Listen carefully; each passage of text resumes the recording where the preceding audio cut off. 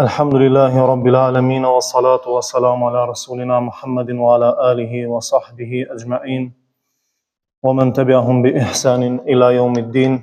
Allahumma anta Rabbi, la ilaha illa anta khalaqtani, ana abduka wa ana ala ahdika wa wa'dika mastata'tu, a'udhu bika min sharri ma sana'tu, abu laka bi ni'matika alayya, wa abu bi dhanbi faghfir li fa innahu la yaghfiru dhunuba illa anta. اللهم لا سهل إلا ما جعلته سهلا وإنك تجعل الحزن إذا شئت سهلا.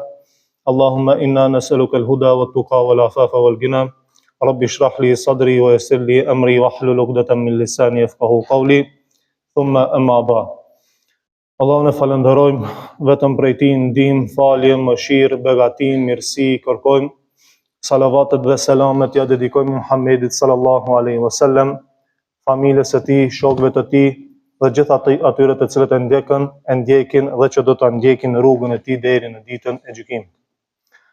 Sot me lejen e Allahut do të mundohemi të flasim mbi disa çështje të rëndësishme, por për ta kuptuar thelbin duhet të përcjellim me vëmendje. Ka thënë pejgamberi sallallahu alaihi wasallam: "Idha hakama al-hakimu fajtahada fa asaba falahu ajran, wa idha hakama fajtahada fa akhta falahu ajrun wahidun." Kur të gjykon gjykatësi pasi që ka bë përpjekje dhe ja çollon gjykimit të tij, i ka dy shpërblime. Ndërsa kur gjykon pasi që ka bë përpjekje dhe gabon, e ka vetëm një shpërblim. I gjithë dersi i sotit do të cilët rreth këtij hadithit të pejgamberit sallallahu alaihi wasallam. Fjala këtu për gjykatësin është për dietarin kompetent që është në gjendje të bëj ijtihad dhe të sjell vendime fetare. Se çka është ijtihadi do ta shohim në vazhdim. Ijtihadi është i lejuar dhe i lehtësuar në Islam, bazuar në ajete dhe hadithe të pejgamberit sallallahu alaihi wasallam. Në ajete kuranore dhe në hadithe të pejgamberit sallallahu alaihi wasallam, e një prej argumenteve është hadithin të cilin e lexuam, të cilin e transmeton Imam Muslimi rahimahullah. Fillimisht duhet ta dim se ijtihad nënkupton përpjekje, derdhje e mundit për të arritur zbardhjen e një çështje. Në terminologjinë islame, ijtihad do të thotë dhënia e kontributit maksimal për arritjen e ndonjë çështje të shariatit. Dhe ajo që duhet të dim është se ku duhet të bëhet ijtihadi, përpjekja për të kuptuar dhe sqaruar ndonjë dispozit nga shariati, në cilat çështje ka hapësirë për me bë ijtihad. Ijtihad do të thotë përpjekje. Përpjekja e ijtihad bëhet në çështjet që nuk janë të prera, aty ku nuk ka argument të prerë nga shariati, duke u bazuar në rregullin e përgjithshëm i cili thotë: la masaga lil ijtihadi fi mawridin nas. Nuk ka hapësirë për ijtihad aty ku ka tekst të qartë. Që nuk kupton se aty ku ka folur Allahu, aty ku ka sunet dhe tradita e pejgamberit sallallahu alaihi wasallam, dhe ka ndonjë argument të prerë, të fuqishëm shariatik, nuk ka vend për të bërë përpjekje për kuptimin e dispozitës. Shtrohet pyetja, pse duhet bërë përpjekje ijtihad? Ijtihad zakonisht bëhet për çështje të cilat janë të reja dhe kërkojnë hulumtim. Pasi thamë se për çështjet në cilat shariati ka folur, aty ku kemi argument nga Kur'ani dhe në hadithe, aty nuk ka nevojë që të bëhet përpjekje për të sqaruar çështjen. Dalin disa mesele, çështje dhe pyetje për të cilat duhet bëhen domosdoshmë përpjekje, hulumtim dhe kërkim, duke u bazuar në argumentet dhe në burimet autentike të Islamit. Sepse ne duhet të inkuadrohemi në fe plotësisht, ashtu sikur se që thot Allahu në Kur'an: ja ayyuhalladhina amanu dkhulu fis-silmi kafatan wa la tattabi'u khutuwati shaytan innahu lakum aduwwun mubin. O ju që keni besuar, hini në Islam plotësisht dhe mos i ndjekni mashtrimet e shejtanit, për arsye se ai është armik i juaj i qartë. Ajo që duhet ta dim është se Allahu për disa çështje ka heshtur nga mëshira e tij dhe jo që ka haruar. Pasi që Allahu thot në Kur'an: "Wa ma kana rabbuka nasiya", dhe Zoti yt, o Muhammed, nuk haron asnjëherë. Por ka heshtur nga mëshira dhe elhamdulillah nuk na ka ngarkuar shumë. Shembull konkret, se disa çështje nuk janë të sqaruara dhe kërkojnë përpjekje. E kemi meselën apo çështjen e Bitcoinit. Për shembull, ditëve të sotit, e cila është çështje bashkëkohore dhe nuk ka qenë në të kaluar. Mbase nuk ka qenë më herët kjo punë, atëherë nuk ka ndonjë vendim sheriatik. Dhe dietarët eminent, muçtehidët, duhet të bëjnë përpjekje për të paraqitur qëndrimin e Islamit lidhur me këtë çështje. Dhe me këtë çështje kanë dalur disa qëndrime, sikurse tash disa e lejojnë dhe disa e ndalojnë, pavarësisht ne nuk e kemi qëllimin vetëm te kjo çështje. Dhe këtë duhet me bën njerëzit kompetent, njerëzit të cilët i plotësojnë kushtet. E kushtet e muçtehidit, e njeriu që duhet të bëjë përpjekje në fe janë: e para, të jetë i drejtë. Me termin i drejtë në jurisprudencën islame ka për qëllim të jetë i ruajtur nga mëkatet dhe haramet. Pra të jetë i drejtë në raport me Allahun, por të jetë i drejtë edhe në raport me njerëzit. E dyta, duhet të jetë dietar i sheriatit islam, njohës i mirë i shkencave islame. E për të arritur që të bëhet dietar i shkallët, i cili mund të nxjerrë dispozita direkt nga Kur'ani dhe nga hadithet e pejgamberit sallallahu alaihi wasallam, respektivisht nga suneti i pejgamberit sallallahu alaihi wasallam, duhet të plotësohen disa kushte. E para, duhet të njohë dhe të di ajetet e dispozitave. Ajetet të cilat flasin për haramin, të cilat flasin për halalin, për farzin, vajibin e kështu me radhë. Hoxhallarët i dinë dhe këto ajete quhen ajetul ahkam.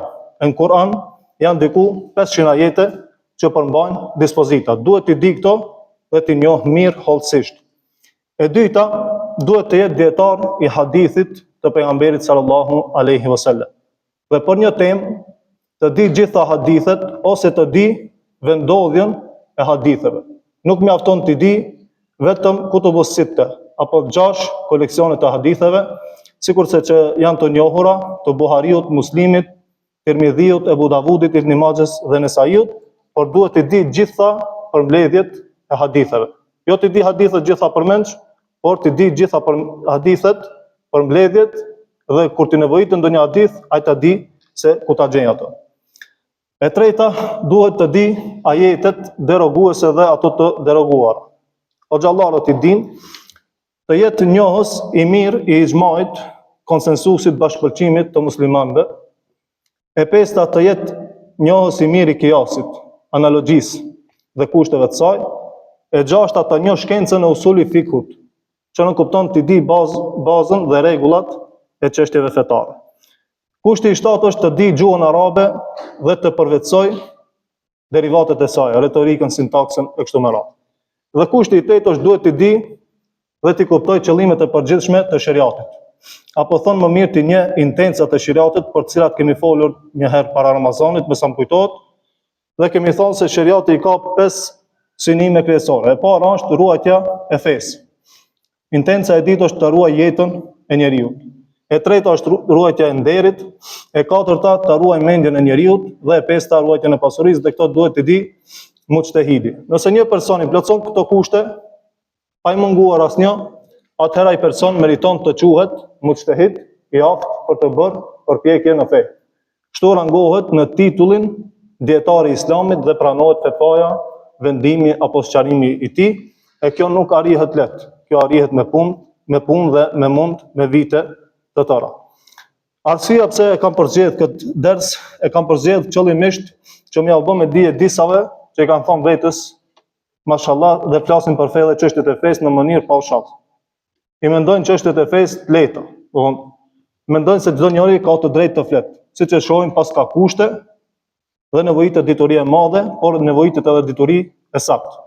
Nëse nuk je në këtë nivel, është mirë me u ul me një çosh, edhe mos më qas asaj për cilën ne nuk kemi dituri. Pasi që Allahu thotë: "Wala takfu ma laysa laka bihi ilm, inna as-sam'a wal basara wal fuada kullu ulaika kana anhu mas'ula." Mos ju qas asaj për cilën nuk ke dituri. Pasi që dëgjimi, shiqimi dhe zemra, për gjitha këto ka përgjegjësi. Po ashtu pejgamberi sallallahu alaihi wasallam ka thënë: "Men kadhaba alayya mutaammidan falyatabawa maq'adahu min an-nar." Kush gënjen për mua me vetëdije, e ka përgatitur vendin, koltukun e tij me zjarrin e xhehenemit. Që nuk kupton kush flet për pejgamberin pa dije, për hadithet e tija pa dije dhe njohuri, e ka bë gati, e ka përgatit vendin e tij në zjarrin e xhehenemit. Transmetohet se disa njerëz kanë shku te Imam Maliku dhe ja kanë parashtruar disa pyetje. Tash ka ndryshime dhe rreth transmetimit se sa kanë qenë pyetjet të cilat janë kanë parashtruar Imam Malikut. Thuhet se kanë qenë 40 pyetje, thuhet se kanë qenë 70 apo 100. Nuk është më rëndësi. Imam Maliku është përgjigj vetëm në 4 pyetje. Dhe i kanë thonë se ne kemi ardhur prej larg, dhe ti po na përgjigjesh vetëm në 4 pyetje. Dhe të tjerat është përgjigjur me fjalën nuk e di. Dhe kanë thonë si të shkojmë ne tash, t'ju tregojmë njerëzve që ishim te Imam Maliku, dhe ai na u përgjigj me pyetjen në përgjigje nuk e di. Ka thonë liri shkoni thoni, dhe çdo njëri që do ta takoni për rrugë. Thuani ka thonë Imam Maliku, imami i Medinës nuk e di.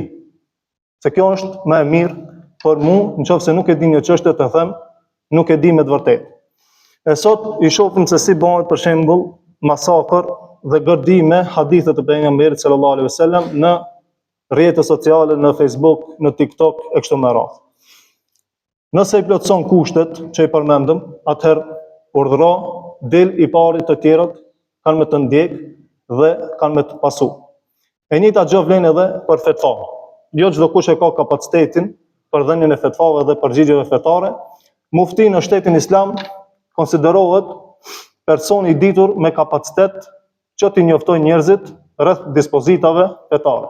E jo mufti që e njohim na tash në shtetin ton, që është administrues. Po në shtetin islam, për të qenë mufti duhet të plotësohen disa kushte.